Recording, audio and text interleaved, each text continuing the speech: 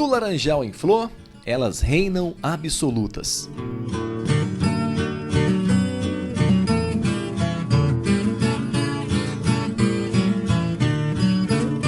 Esta plantação de laranjas fica no município de Uberlândia, bem ao lado de um apiário. Tudo está em plena harmonia. Os frutos serão colhidos e as flores vão dar mel.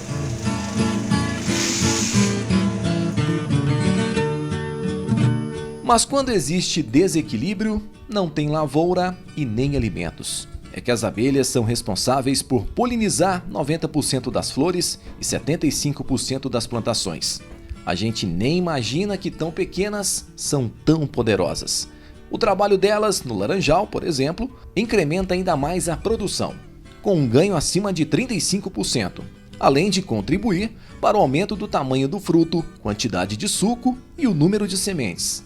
Já na lavoura de café sem as abelhas, teria uma redução de 30% na produtividade. Existe um slogan que parece muito radical, mas é sem abelhas, sem alimento. Porque a maior parte dos alimentos que nós consumimos no nosso dia a dia, de uma forma ou outra, passam por essa cadeia produtiva onde as abelhas são muito importantes. Mas a sobrevivência das pequeninas está comprometida. A aplicação indiscriminada de agrotóxicos tem causado a mortalidade de abelhas em várias partes do país. Aqui na região, não é diferente. De acordo com o presidente da Associação de Apicultores Familiares do Brasil, Ricardo Remsen, nos últimos 3 anos, mais de 3.500 colmeias foram extintas no Triângulo Mineiro.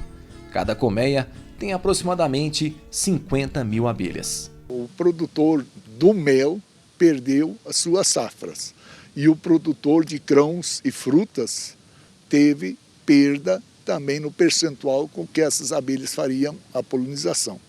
Isso é lamentável isso ainda acontecer. Desde 2021, o IBAMA tem intensificado o combate às práticas irregulares do uso de agrotóxicos nas lavouras de Minas Gerais. E no último ano, apreendeu 4 aeronaves de pulverização agrícola. São dois eixos básicos de problemas que a gente precisa combater. Primeiro, a regularidade operacional das aeronaves, né? Elas precisam estar cadastradas, precisam estar em dia com a sua manutenção para evitar, inclusive, acidentes, mas, sobretudo, o uso técnico, né, do agrotóxico. Né? Todo produto agrotóxico ele tem, por si só, uma ecotoxicidade, né? Ele causa algum prejuízo para a biodiversidade, para o meio ambiente de uma forma geral. Mas o pior de tudo é quando o agricultor não respeita as condições técnicas e agronômicas necessárias para fazer essa pulverização. As abelhas elas prestam um serviço inestimável para a agricultura, não só para a biodiversidade, mas para a agricultura. Né? São polinizadores eficientes para determinadas plantações. Né? Tem estudos, por exemplo, que indicam que 40% a mais de produtividade do café quando você tem as abelhas fazendo esse serviço de polinização. Mas também são uma das vítimas mais sensíveis assim, para a questão do uso do agrotóxico. Né? E nessa luta, tem a tecnologia como uma grande aliada. Para evitar a mortalidade das abelhas, a Universidade Federal de Uberlândia está desenvolvendo um programa para o site do IBAMA, onde produtores rurais e apicultores poderão se comunicar, informando os locais onde tem apiários e aplicações de agrotóxicos. Houve a ideia de seguinte: é possível ter uma convivência de ter a produtividade das plantas aplicando inseticidas, aplicando outros cidas e que matam as abelhas? Sim, é possível. Basta ter uma comunicação. Mas como fazer uma comunicação, então, entre o apicultor, o dono das abelhas e o produtor rural? Então a ideia veio principalmente do IBAMA, né, que vamos fazer uma plataforma, e nessa plataforma nós vamos ter o endereço e o acesso pelo produtor e pelos apicultores. Nossa ideia é conectar essas informações, ou seja, deixar disponível onde o apicultor tem caixas.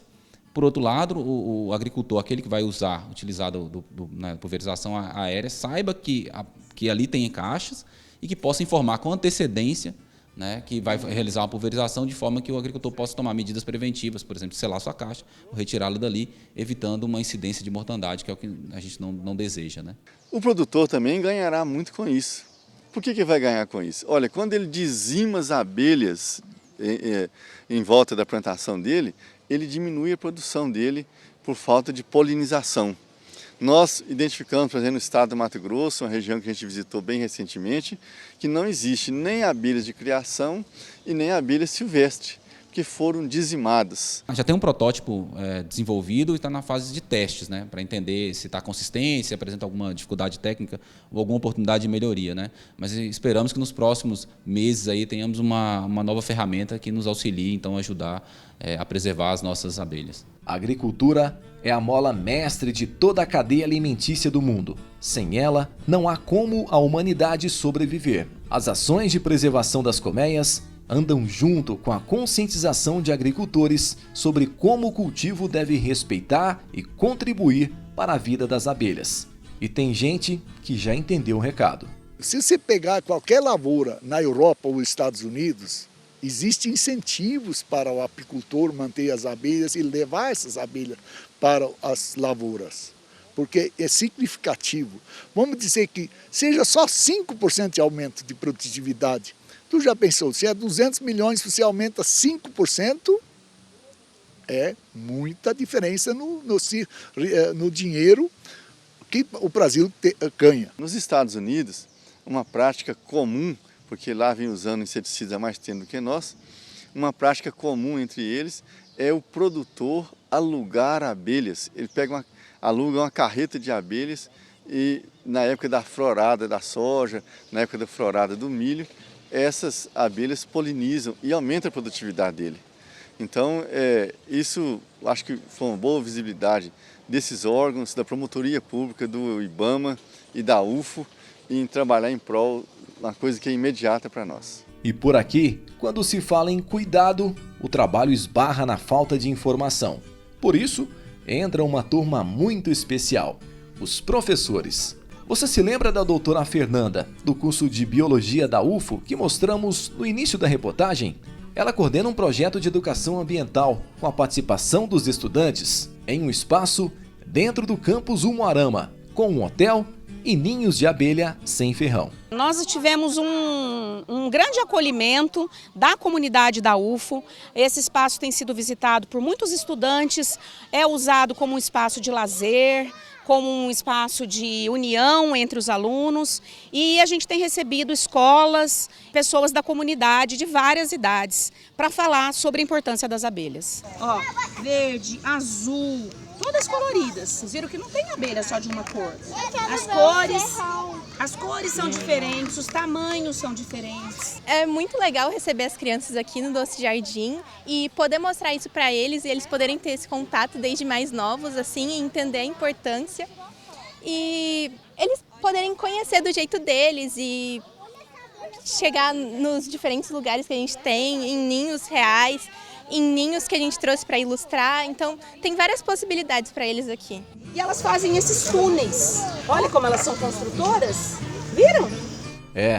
Pelo olhar curioso, pelo encanto de cada criança, parece que vai dar certo. Eles estão percebendo essa importância, eles estão percebendo a maneira de preservar essas abelhas, que não se pode matar, né? Que a gente tem que consumir o mel de uma forma controlada, né? Se a gente matar as abelhas, a gente vai ficar sem mel.